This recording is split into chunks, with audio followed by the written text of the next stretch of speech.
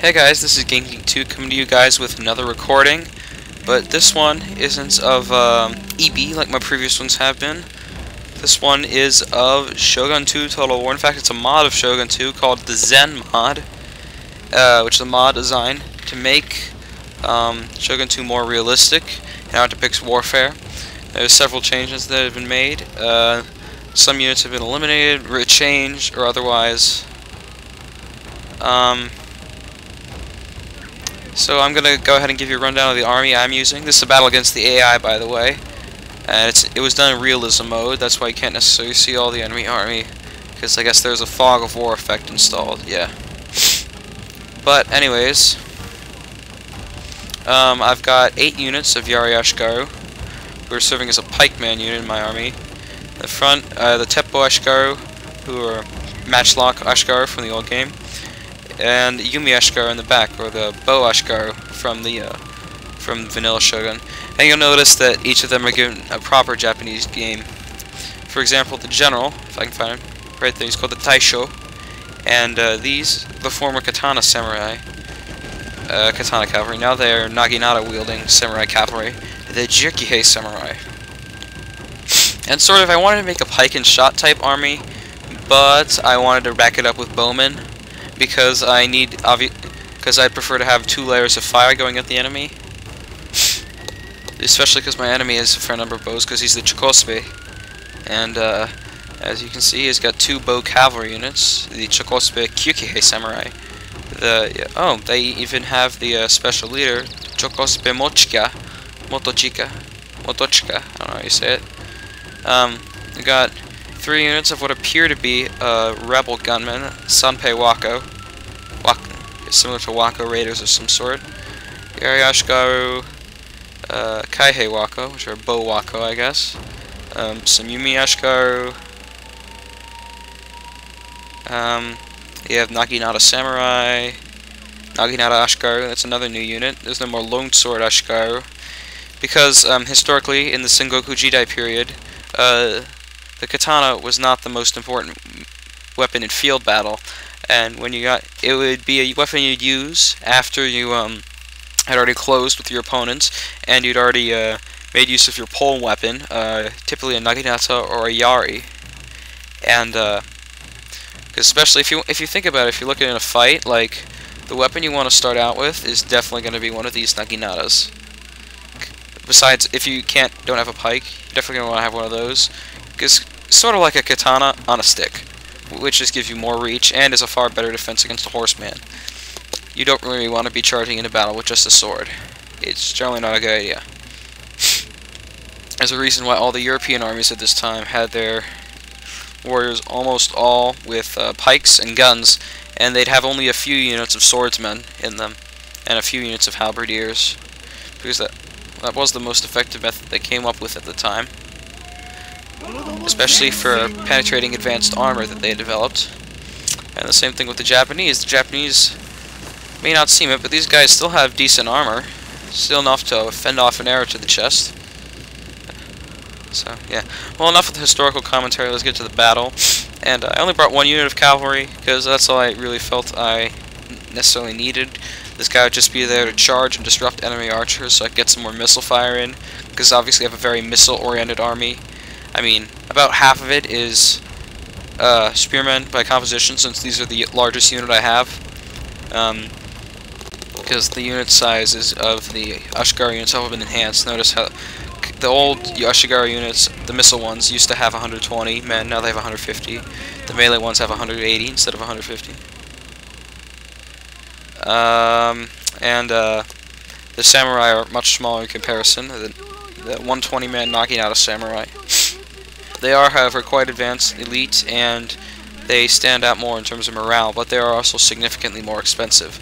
A samurai unit will cost twice as much, so it's 3 or 4 times as much per man compared with an Ashgaru unit, which makes sense, considering it's not only investment in the equipment, but the man behind the unit. Anyways, we're just getting to the action now.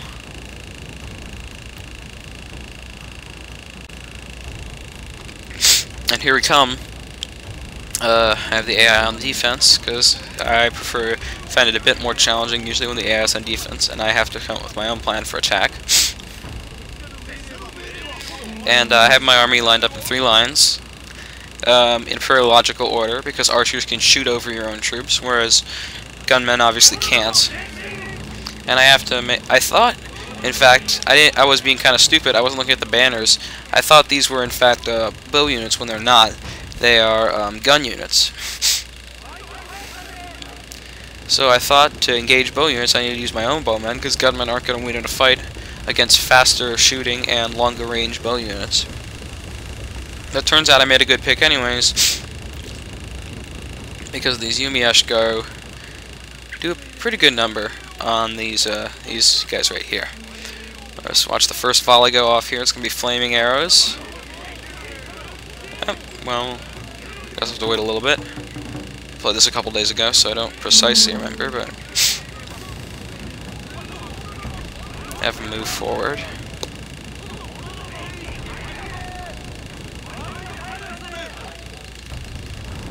I don't know what they're saying. I don't speak any Japanese. I gave up on learning Japanese a while ago.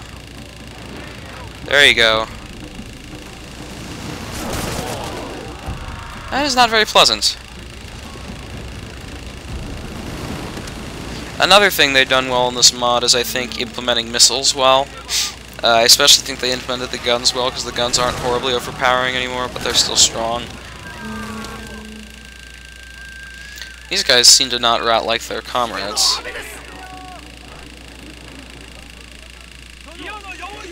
That's not a very fun way to die.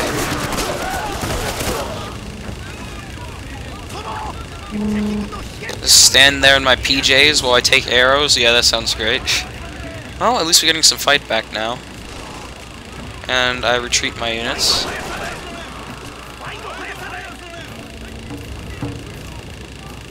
Having done my damage and badly crippled his gunman units, I'm going to bring out my own gunmen.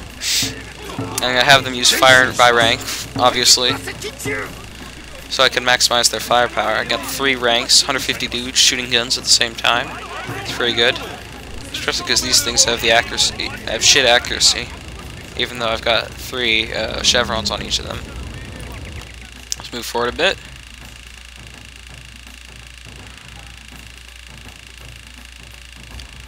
So, yes, I'm still back getting used to total Shogun. I had been on a hiatus from it for a while, even though this is slightly different than vanilla.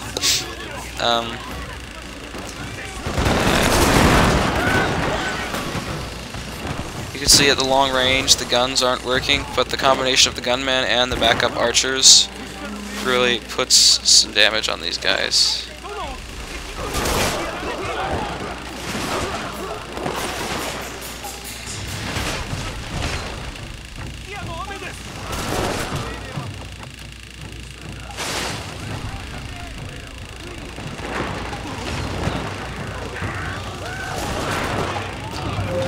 You can understand why the Europeans had to march so close to each other to be effective with their guns. I think it's a very good job of realism here. You don't kill so many guys at this long range.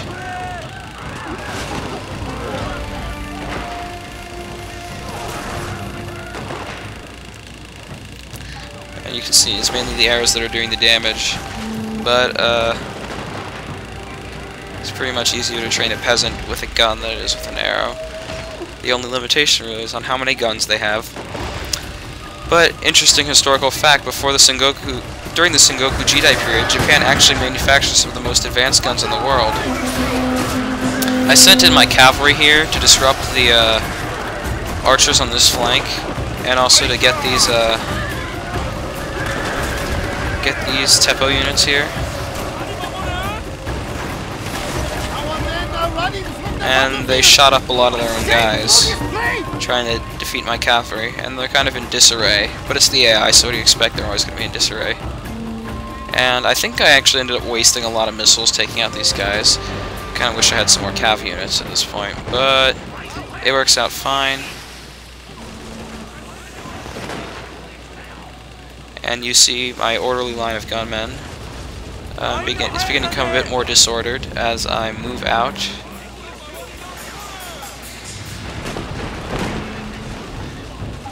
And my prime target very soon becomes the cavalry. Because obviously the cavalry are a pretty big threat to my matchlock units. Kind of dislike how these guys can't shoot while on the run, really. I mean, they can, but they don't have a Parthian shot ability.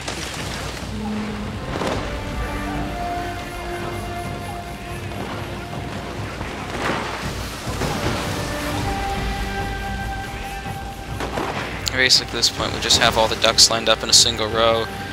Have nice orderly lines of musketmen with pikemen standing behind them to defend them.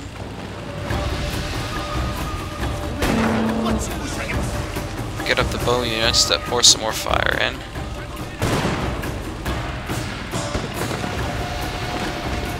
And the enemy's kind of crowded up here, so that makes an excellent target for musketmen. And as you see, things are not going very well for these bow cavalry.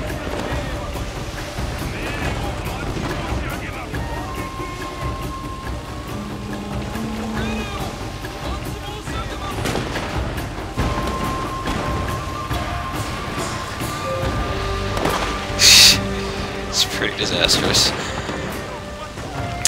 Yeah. You can see why cavalry shouldn't really engage in infantry in firefights, because they will not win. Jeez, it must suck to be in a gun battle with no armor capable of defending against guns, and just standing in line, no cover. You can see why the Europeans had to develop such intense discipline to win these firefights. Now, of course, comes the action. Things start to get a bit more exciting. As the AI is sending in its troops, realizing it's not going to win a firefight.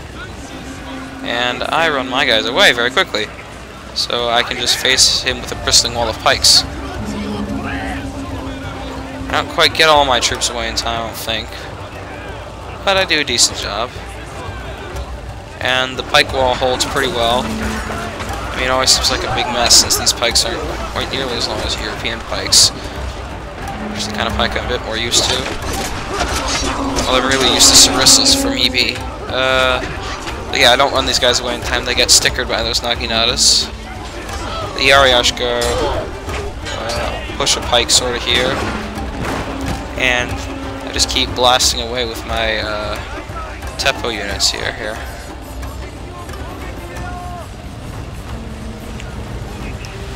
And I charge in my Yaris to mop up the rest of his army.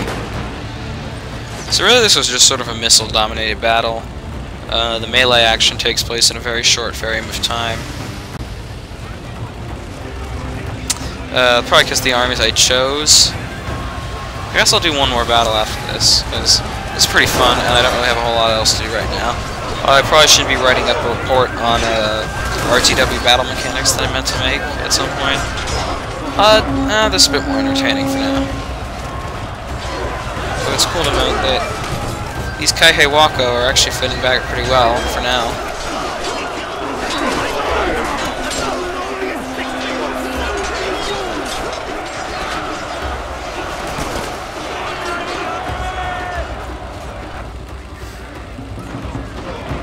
I guess that's the remnants of his general. That was not pleasant. I did not like that.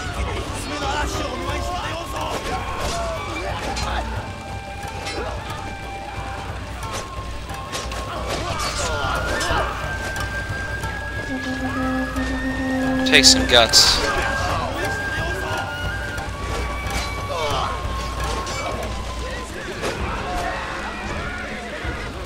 Stand and fight here. I guess that's why they say strength in numbers.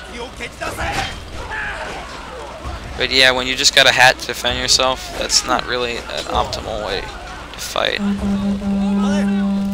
Oh well, battle's over, and this wasn't really the most exciting battle ever, but I hope you enjoyed it regardless.